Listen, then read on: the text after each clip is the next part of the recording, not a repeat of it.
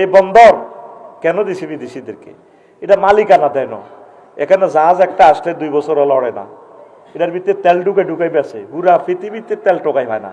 কিরে নোয়াখালী তেল নাইকা গোডাউন সিন্ডিকেটে করি, ওই জাহাজের ভিতরে তেল জাহাজ ভাড়া করি। কবে এটা জাহাজ কোম্পানি রে পাগল লগল জাহাজ সিঙ্গাপুর তো বাংলাদেশে আইতে এক সপ্তাহ যাইতে 1 সপ্তাহ, কি দরকার? জাহাজ ইয়ান বাঁশে আমরা ভাড়া দিব 10 লাখ, এটাই যেন থাক। হানি সিঁসি এটার ভিতরে তেল 1000 কোটি টাকার তেল পরে এটা এটার ভিত্তিতে গোডাউন বাংলাদেশের কেউ জানে না।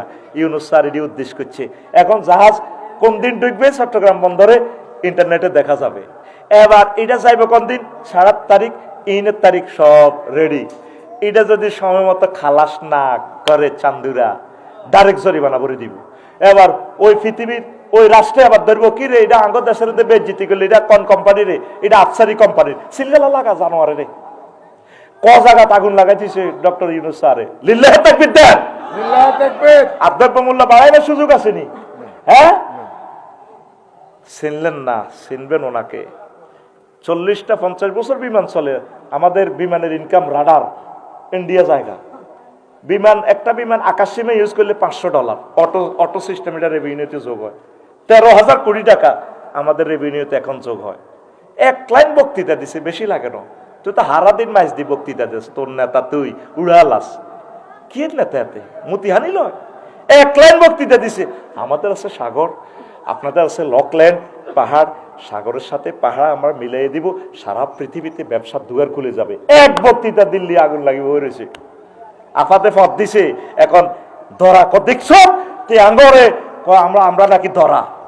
এখন আমরা বন্দর না দিলে ধরা ন, ধরা কিনা তাম পৃথিবীতে এখন ব্যবসার দুয়ার দরজা খুলে দিছে উনি।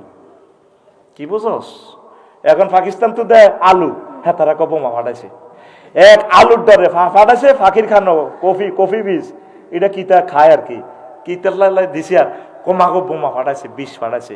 শুধু পাকিস্তান থেকে বেশি না, 18টাও যদি দেয় দাদা ডরায় দুটি খুলে যাব। মাগো 18টার লোক তো ফরমানো মা মাগো ও মা।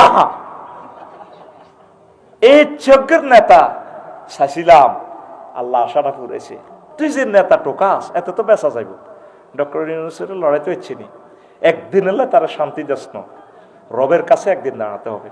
আর আমি নিজে গবেষণা করছি, কেন ওনারে আল্লাহ মসনদ দিল? এই যে গ্রামীণ ব্যাংকটা করছে না, সুদ তো ব্যাগে খাই এরানটা, খালি হেতা করে সুদই কস। আফসারি ফ্যাডের ভিত্তিতে অত সুদ। আমাদের সরকারি বেতনটা ইয়ে ট্যাক্স, নর্তগির টাকাটা পর্যন্ত ইনকাম ট্যাক্স দিয়ে আমার ইয়ে বেতন আইয়ে, জিনার টিয়াটা অত আই খাই, এতে রাজি লাগেছে রুমাল। এটা তো সুদের। তাহলে খালি সুদ উনি নি খায় ব্যাংকে। ইসলামী স্টেট কায়েম না হওয়া পর্যন্ত তুমি 100% সুদের আশা করতে পারো না। চেষ্টা করো সোয়াব পাইবা, তবে তুমি মুক্ত হইতে পারবে না সুদ থেকে। আমার মনে হয় যেন লক্ষ লক্ষ গরু কিনে দিছে না, গ্রামীণ ব্যাংকে তো গরু কিনছে না। এ কোন ব্যক্তি দুধ খায় 8 ডিবি আরাম ভালো হয়, কোন মহিলার ঋণ দি টিনের চাল কিনছে, বিধবা মহিলাগা দুধ বেশি টিনের গরু হতি, হয়তো আল্লাহর কাছে দোয়া করছে, আল্লাহ যার ব্রেনে বরকতে আমি কদুর বিধবা মানুষ আরে কেউ চাইরা না ঋণ দেনা, হুগলিগার আমার ঋণ ছেলে আরে লাড়ি লই দৌড়ায়, আই 10-12 হাজার টাকা ঋণ হাই মানুষের কাম করি করণী ব্যায়াম করি, আমি বুঝলাম আল্লাহ আরে যে এত সুন্দর ঘরের তলে রাখছে, তুমি আল্লাহ তারে তোমার আশ্বাস সামিয়ানার নিচে স্থান দাও। এই জন্য আমার মনে হয় যেন ওনারে বাংলার জমিনের এই রাজটিকে কপালে আল্লাহ পড়াইছে। কোটি কোটি মেট্রিক গ্যালন দুধ উনি উৎপাদন করছে। তুই কিতে করছ? উনি রে আল্লাহ, উনি আমার কথাগুলো পৌঁছাইতে পারে, সারা পৃথিবীর রাজাগুলো ওনারে দেখলে দাঁড়াইয়া সালাম দেয়। এরকম মানুষ আর পাইতিন। তুই নির্ঘাত আরে গালি গালাজ করবি কর, আমি শুধু তোর ফেব্রুয়ারি পর্যন্ত আছি, ভোটের রাত 8টা পর্যন্ত। তুই এর হরে আরে কবি আফসারি ভাই দে এত বড় দূরদর্শী চিন্তা, তার চিন্তাটা যে জগৎ যে পৃথিবী পর্যন্ত ফারি যায়। আমরা মনে করছি এমনি হাইজলামি করে, কমেডি করে, কিতে কিতা কয় আগলের মতো। ওরে বাউরি, তার নজর দিয়ে প্রথম আসমান পর্যন্ত সেদে। এরকম রাজা আর ফাইতি ন, লেখি রাখ, এরকম রাজা আর ফাইতি ন, মানুষ পাইবি ডক্টর ইউনূস সাহেবের মতো মানুষ আর পাইতি ন। উনি পাইতেছেন না নির্বাচনটা এখন দিয়ে কোন রকম দেশটা তো যাই পারলাই, যে জ্বালানটা ওনারা জ্বালাইতেছে তোরা কেউ ওনারা সাহায্য করে না। আল্লাহ তোমার ইয়াতিম নবীর বরকতে তুমি তাকে সাহায্য করো, আল্লাহ আমাদেরকে বাঁচাও, আল্লাহ আমাদের আর ত্রাণকর্তা কেউ নাই। তুমি আরশ আজিমের মহব্বত দিয়া তাকে ফাটাইছো, আল্লাহ তাকে তুমি হেল্প করো, সুন্দর একটা নির্বাচন দিয়া প্রত্যেকের সাইজ করার তৌফিক তুমি দাও আল্লাহ। জনগণ যাতে নির্ভয়ে ভোট দিয়ে নিজের প্রিয় নেতা নির্বাচিত করতে পারে আল্লাহ। কেউ তাকে সাহায্য না করুক, আল্লাহ তোমার রহমতের ফেরেশতা দিয়ে তুমি তাকে সাহায্য করো। কয়টা সহযোগিতা করছে তুই জানোস? নির্বাচিত সরকার 1000 বছর এই কাজগুলো করতে পারবে না। চতুর্দিকে খিসার লগে সরকারেরা গদি ঠিক রাখতে পারে না। কি করবো? আমি চাইলে তো আমি সেখানে ঠিক দেখতে পারতাম না।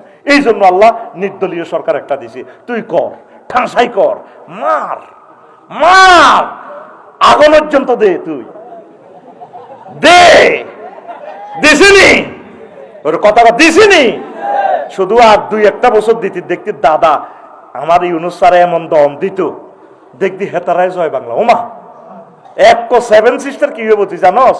সিনিয়র নে বইছি আঙ্গ ফেলানি মারি লটকায়, বুঝতি?